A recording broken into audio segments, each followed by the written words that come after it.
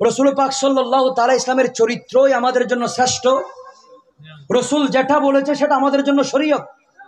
রসুল যেটা নিষেধ করেছে সেটা চাপতেই হবে, সেটা আমাদের জন্য জাহান্নাম। ঠিক কিনা বলেন? সেই ক্ষেত্রে আমার রসুল কি কি আমাদেরকে করতে নিষেধ করেছে এবং কি কি নিজে করেন নাই, আমার রসুলের ভিতরে কি কি ছিল না, আমি আপনাদেরকে সেগুলো শোনাবো। যদিও আপনাদের কষ্ট হবে, কারণ আমি টুন টান মেরে কথা বলতে পারি না, স্ট্রেট ফরওয়ার্ড কথা বলি, কোরআন হাদিস ভিত্তিক। হয়তো কারো বিরক্ত লাগতে পারে, আবার কারো ভালো লাগতে পারে, আমার কিছু আসে যায় না। আমি চাই আজকে এই মাহফিলের মধ্যে অনেক মানুষ বসেছে গুনাহগার হয়ে, রসুলের কথা শুনতে শুনতে নেককার হয়ে যেতে হবে। অনেক মানুষ এসেছে বেনামাজি হয়ে, রসুলের আদর্শ ঢুকতে ঢুকতে নামাজি হয়ে যেতে হবে। অনেকে ঢুকেছে জাহান্নামী হয়ে, উঠতে উঠতে নেককারে পরিণত হতে হবে। সেই উদ্দেশ্য নিয়ে আমি কথা বলি। দেখেন, আমার রসুলের ভিতরে অনেক কিছু ছিল না, তার ভিতরে একটা জিনিস প্রথম সূচনায়, এগুলো আমি আবার ইন্টারভিউ নিব আপনাদের থেকে, জিজ্ঞাসা করব, জিজ্ঞাসা করতে না পারলে দুম করে মাইক দিয়ে উঠে যাবো আমি। প্রথম নম্বর, কারণ এটা কষ্ট করে ইন্তজাম করেছেন আপনারা, কিছু যদি না শিখেন, না জানেন, এমনি আউলো ফাউলো চিল্লাই ফিল্লাই চলে গেলাম, আপনারাও খুশি হয়ে গেলেন, এটা তো কোনো ফায়দা হবে না ভাই, ঠিক না? প্রথম নম্বর, আমার রসুলের শরীরে একটা জিনিস ছিল না, সেটার নাম হচ্ছে অহংকার। কি বলেন না ভাই? অহংকার আমার রসুলের বডিতে ছিল না, কিন্তু এমন কোন উম্মত নাই যার শরীরে অহংকার নাই, ঠিক কিনা বলেন? কিন্তু আমার রসুল শ্রেষ্ঠ একজন ব্যক্তিত্ব। অহংকার যদি করতে হয় তিনার থেকে করা দরকার, কারণ তার মতো ব্যক্তিত্ব কেউ ছিল না, কেউ হবে না, কেউ হওয়ার সম্ভাবনা নাই। উনি বলছেন, আনা হাবিবুল্লাহ, আনা সাইয়্যিদুল মুরসালিন, লা ফখরা, আমি আল্লাহর হাবিব, আল্লাহর বন্ধু, সেটা আমার অহংকার না। সুবহানাল্লাহ। আমার নবী এত বড় ব্যক্তিত্ব আমার হওয়ার পরও অহংকার করতেন না। কি করতেন জানেন? খাবার যখন খেতেন ভিক্ষুকের মতো বসে খেতেন। হায় হায় হায়, সেই নবীর উম্মত কিভাবে আপনি অহংকার করেন? কি নিয়ে অহংকার? কি দেখাবেন খোদাকে? পারবেন আসলে? মনে রাখবেন, কেন আমার নবী অহংকার করতেন না? কারণ সর্বপ্রথম অহংকারের যদি আপনি বিশ্লেষণ করেন, অহংকার সফলতাকে মেরে ফেলে। অহংকার সফলতাকে কি করে ফেলে? অহংকার সফলতার মধ্যে বাধা সৃষ্টি করে, অহংকার সফলতার সিঁড়ির মধ্যে বাধা সৃষ্টি করে, অহংকার আপনার পতন ঘটিয়ে দেয়। কিভাবে ঘটায়, কিভাবে ঘটবে আপনি জানেন না। অতএব আমার রসুলের ফার্স্ট অন্যতম আদর্শ, ভিতরে অহংকার রাখা যাবে না। অহংকার রাখা যাবে না। এই তুই আমার কি করবি, তুই আর কি করবি, আমার এই নেতা আমার পিছনে আছে, এই তো অহংকার। এই ভাই আমার পিছনে আছে, এই বন্ধু আমার পিছনে আছে। বিপদে তো এখনো পড়েন নাই, পড়ে দেখেন বন্ধু লুঙ্গি তুলে ফালাবে, ঠিক কিনা বলেন? বিপদে পড়লে বুঝতে পারবেন যে নেতা নিয়ে আপনি বাহাদুরি করছেন, আমার পিছনে অমুক নেতা, সমুক নেতা, ওই সেলিব্রিটি, সেই সেলিব্রিটি। বিপদে পড়েন, নেতা বলবে তোর তো আমি চিনি না। এখনো তো সমস্যায় পড়েন নাই, অহংকারে বাধা যাচ্ছেন, আপনার সাথে কথা বলা যায় না। এলাকার মানুষকে মানুষ মনে, আমি কাউকে আবার ছোট করছি না, হেদায়েতের উদ্দেশ্যে কথা বলছি। কেউ গায়ের উপর নিবেন না, পরিবর্তন হবেন। আমার জন্য এই আলোচনা শিক্ষা আছে, আপনাদের জন্য শিক্ষা আছে। আপনার সাথে কথা বলা যায় না কেন? অমুক ভাই আপনার পিছনে, ঠিক না? অমুক নেতা আপনার পিছনে, অমুক সাহেব আপনার পিছনে, অমুক সেলিব্রিটি আপনার পিছনে। আরে ভাই, আমি আপনাকে বলতে চাই, কি হবে? বিপদে পড়েন, সমস্যায় পড়েছেন, নারী কেলেঙ্কারায় বেঁচে গিয়েছেন, জেনার মধ্যে আটকে গিয়েছেন, ইয়াবার মধ্যে ধরা খাইছেন, নেতা বলবে আমি তার শুনি না। নেতা বলবে সে ততক্ষণ আমার, যতক্ষণ কোন জামিলাই জড়াই নাই। জামিলাই যখন জড়াইছে থাকে, চিনারও সময় আমার নাই, জানারও সময় আমার নাই। সেই জন্য আমি আপনাদেরকে বলবো, ভাই, কারো উপর ভরসা করে অহংকার নিয়ে চলা যাবে না। অহংকার যিনি করেছে উনি ফেরওয়ান, ঠিক কিনা বলেন? অহংকার করেছিল নমরুদ, অহংকার করেছিল আবু জাহেল। আবু বক্কর অহংকারী ছিল না, উসমান অহংকারী ছিল না, উমর ফারুক অহংকারী ছিল না, মৌলা আলী শের খুদা অহংকারী ছিল না। আমার নবী রহমতুল লিল আলামিন সকল নবীদের ইমাম হওয়ার পর অহংকার করতো না। আপনি অহংকার কাকে ফলো করে করছেন? কি হবে অহংকারের পরিণতি জানেন? যদি অহংকার থেকে জিজ্ঞাসা করেন, ওগো অহংকার, তুমি আমাকে শেষ পর্যন্ত কি করবা, সফলতা দিবা, কি করতে পারবা? অহংকার বলবে, তোর অহংকার, আমি অহংকার, তোকে দিতে দিতে দিতে দিতে লাঞ্ছনা, ধিক্কার, কষ্ট, বেদনা সব দেওয়ার পরে জাহান্নামের গেট উদ্বোধন করে জাহান্নামে ঢুকিয়ে দিব। এটা অহংকারের বৈশিষ্ট্য। কথাগুলো হয়তো একটু তিক্ত হতে পারে, কিন্তু তিক্ত হলো সত্য। এখন আপনি বুঝবেন না যতক্ষণ পর্যন্ত কোনো কষ্টের মধ্যে পড়বেন না। মনে রাখবেন, আপনার বিপদে যিনি ফেলেছে আপনাকে, উনি কে? বলেন না ভাই, উনি কে? আবার বিপদ থেকে যিনি তুলবেন তিনি কে? তো না, তারা কেন ফোন দেন ভাই? বন্ধুরা কেন ফোন দেন বিপদে পড়ার সময়? বিপদে যেহেতু উনি ফেলেছে, ওনার উপর ভরসাটা রাখেন না ভাই। উনি তো চেয়ে থাকছে আসলে কি আপনি ভরসা করেন তার উপর। কিন্তু আমার যুবক ভাইয়েরা ভরসা করে বন্ধুর উপর, মামার উপর, দাদার উপর, চাচার উপর, এই দুনিয়ার সবার উপর ভরসা করে। যে মওলা তাকে আসলে উদ্ধার করবে তার কথা বলে গেছে, বিপদে পড়ছে। ঠিক কিনা বলেন?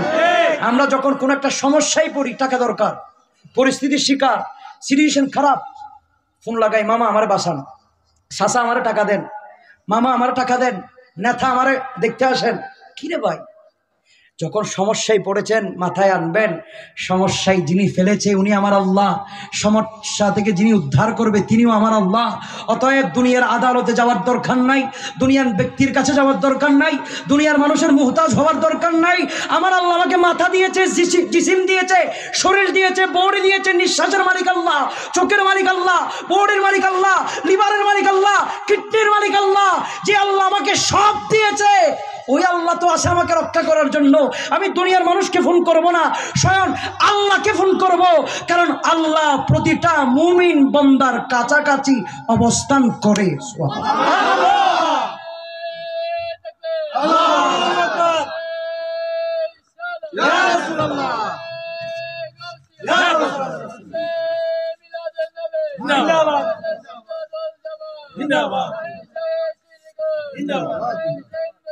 জিন্দাবাদ, জিন্দাবাদ। বিশ্বাস করেন আপনারা আল্লাহ যে আপনাকে উদ্ধার করতে পারে, সেটা কি মানেন? যারা যারা মানেন তারা একটু বলুন মারহাবা। বিশ্বাস করেন আপনারা? তো মানলে আবার বন্ধুরা ফোন করেন কেন? আল্লাহ আপনাকে মাথা দিয়েছে আল্লাহর কদমে ঝুকানোর জন্য, কোনো নেতার কদমে নয়। ঠিক কিনা বলেন? আল্লাহ আপনাকে জিসিম দিয়েছে আল্লাহর ইবাদত করার জন্য। আল্লাহ আপনাকে সুন্দর জীবন দিয়েছে রাসূলের খাতিরে। যদি ইবাদত করতে হয় আল্লাহর করবেন, যদি গোলামি করতে হয় রাসূলের করবেন। দুনিয়ার কারো সামনে মাথা ঝুকানো যাবে না। আরে উম্মতে মুহাম্মদ তারা তো বড়বার সুন্দরভাবে চলবে, কারণ তাদের পিছনে নেতা নয়, তাদের পিছনে মুহাম্মাদুর রাসূলুল্লাহ সাল্লাল্লাহু তাআলা আলাইহি ওয়াসাল্লাম আছে। জোরে কোন সুবহানাল্লাহ। কিসের ভয় তাদের? আমার নবী বলছে, আমি ততক্ষণ জান্নাতে ঢুকবো না যতক্ষণ আমার একটা আশেক উম্মত বাকি থাকবে। ভয় কিসের আপনার? কেন আপনি ভয় পান? এই সেই নবীকে বিশ্বাস করতে পারেন না? সে আল্লাহকে আপনার বিশ্বাসের যোগ্য হয় না এখনো? ভাইয়ের আমার, প্লিজ, যদি বলেন পায়ে হাত দিয়ে বলার জন্য, আমি পায়ে হাত দিয়ে বলবো, প্লিজ আজকে থেকে আপনার মেন্টালিটি পরিবর্তন করেন। কারো দরকার নাই, আমার জন্য আমার আল্লাহ যথেষ্ট। কারো কদমে সারেন্ডার হওয়ার দরকার নাই। যদি যুক্ত হয় আল্লাহর জন্য যুগব, যদি গোলামি করতে হয় নবীর জন্য করব। কোনো কারো দরকার নাই আমার, আমার আল্লাহ আমার জন্য। বলেন না ভাই, আমার আল্লাহ আমার জন্য যথেষ্ট। এই চিন্তা যার কলবে ঢুকবে, আপনি কি বিশ্বাস করেন তার কোনোদিন বিপদ হতে পারে? সমস্যা হতে পারে?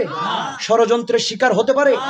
দেখেন, প্রতিশোধের আগুন এগুলো কলবে রাখবেন না।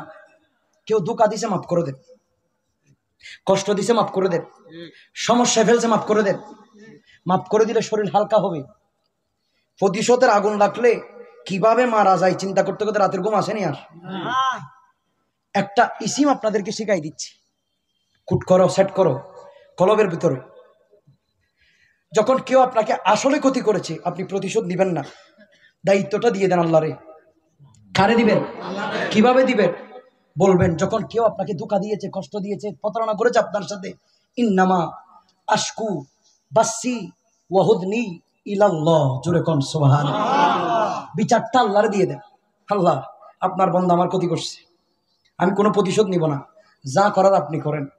আপনি হয়তো তার প্রতিশোধ নিলে তার পায়েরটা ভাঙিয়ে দিতেন, কিন্তু আল্লাহ প্রতিশোধ নেওয়ার সময় এত সহজভাবে নিবে এটা? কোনোদিন তো আল্লাহর এইভাবে বিচার দেন নাই, প্রতিশোধ নিজে নেওয়ার চেষ্টা করছেন। আল্লাহর দিয়ে দেন, আল্লাহ আপনার বান্দা আমার এরকম এরকম করছে। আল্লাহ কি অন্ধ? আল্লাহ কি দেখে না? আল্লাহ কি শুনে না? তো বিশ্বাস তো করেন না আপনারা, নিজে নিজে আবার প্রতিশোধ নিতে যান কেন? টিকতে পারেন না অহংকারের ঠেলায়। আমি তো আপনাকে ঠিক বসে থাকতে দেয় না, কেন গরিবিতা আনলই নাই সাই ভিতরে নিজে নিজে টিকতে পারেন না আপনি কেন ভাই? বর্ষাটা আল্লাহর উপর এখনো রাখতে পারেন নাই আপনি। আজকে থেকে যারা আমার কথাগুলো শুনছেন এই জায়গায়, আমি চাই তারা যদি কোনোদিন বিচার দিতে হয় আল্লাহর কাঠ গড়াই দিবে। কার কাঠ গড়ায়? দুনিয়ার বিচারক প্রতারণা করে, দুনিয়ার বিচারক ধোঁকা দেয়, দুনিয়ার বিচারক আপনার টাকা যেদিকে সেদিকে চলে যায়, কিন্তু বিচার যদি আল্লাহ করে, দুকা মুকা চুকা এগুলো দেওয়ার কোনো সুযোগ নাই। বলেন না ভাই, এগুলো দেওয়ার কোনো সুযোগ নাই।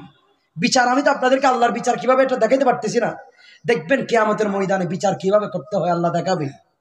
মালিক ইয়াউমিদ্দিন, বিচার দিনের মালিক হবে আল্লাহ। সেদিন দেখবেন আমার আল্লাহর বিচার কিরকম। উকিল হবে রাসূলুল্লাহ, যার পক্ষে সুপারিশ করবে সেই জান্নাতি, যার দিক থেকে মাথা ফিরিয়ে নিবে সেই জাহান্নামী। সেদিন উকিল থাকবে একজন, বিচারক থাকবে একজন। বিচারক কয়জন? উকিল কয়জন? সেদিন আপনার নেতৃত্ব বাহাদুরি এগুলো চলবে না ভাই, খাবে না আপনাকে কেউ সেদিন। আজকে আপনার টাকা দিয়ে আপনি বাহাদুরি দেখাচ্ছেন, পারবেন না সেদিন, চিনবেন আপনাকে কেউ, আপনাকে মাথার মধ্যে নিবে না, আনবে না। সেদিন হাসরের মাঠে আপনি অসহায়, আপনি একদম ছোট হয়ে যাবেন। সেই জন্য আজকে থেকে ভাই প্লিজ আমরা পরিবর্তন হব। বিচার যদি কোনোদিন দিতে হয় মৌলার দরবারে দিব, কাউকে ক্ষমা করে দিব আল্লাহর ওয়াস্তে, কাউকে ভালোবাসবো আল্লাহর ওয়াস্তে, কাউকে মহব্বত করবো আল্লাহর ওয়াস্তে। সমস্যায় পড়লেও বলবো আলহামদুলিল্লাহ, সুখে থাকলেও বলবো আলহামদুলিল্লাহ, দুঃখে থাকলেও বলবো আলহামদুলিল্লাহ। দেখবেন জীবনে সব পাবেন, টেনশন কি জিনিস পাবেন না। এইটা তসবিহ বানাই ফেলেন, আলহামদুলিল্লাহর একটা তসবিহ বানিয়ে নেন, জীবনে সব আসবে, টেনশন আসবে না। ডিপ্রেশন, হতাশা, এই যে যুবকরা দিনের পর দিন সুইসাইডের দিকে চলে যাচ্ছে, ভুলে যাবে সুইসাইড কি জিনিস। আলহামদুলিল্লাহ তাকে ভুলিয়ে দিবে। এই আলহামদুলিল্লাহ শব্দটার ভিতরে এত পাওয়ার, এত শক্তি, এত বাহাদুরি এই শব্দের ভিতরে। আপনি তো কোনোদিন ভালো করে নলেজ দিয়ে দেখেন নাই আলহামদুলিল্লাহ কি, এটা কি তো আপনি জানেন না। আল্লাহু আকবার শব্দের ভিতরে কি শক্তি আপনি তো জানেন না। এখনো পর্যন্ত ইহুদি নাসারা দিনের পর দিন মুসলমানের উপর এত নির্যাতন, এত নিপীড়ন, এত কিছু করে যাচ্ছে, আটি আসতে পারতেছে না। মুসলমানের অস্ত্র বেশি মনে হয়, তলোয়ার বেশি মনে হয়, মুসলমানের শক্তি বেশি মনে হয়। না না, শক্তির দিক থেকে তারা সেরা, অস্ত্রের দিক থেকে তারা সেরা, বোমার দিক থেকে তারা সেরা।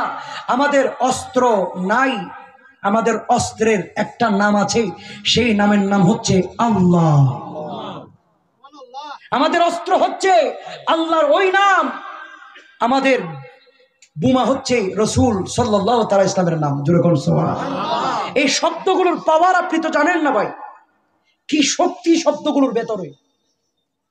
এই শব্দগুলোর পাওয়ার যেদিন আপনি বুঝবেন, জানবেন, সেদিন নাম ধরার সময় আপনাকে কেউ বাঁচাতে আসবে, নেতার নাম আসবে না, আল্লাহর নাম আসবে। আলহামদুলিল্লাহ বের হতে থাকবে, ইয়া রাসূলুল্লাহ বলতে বলতে নবীকে স্মরণ করতে থাকবেন আপনি।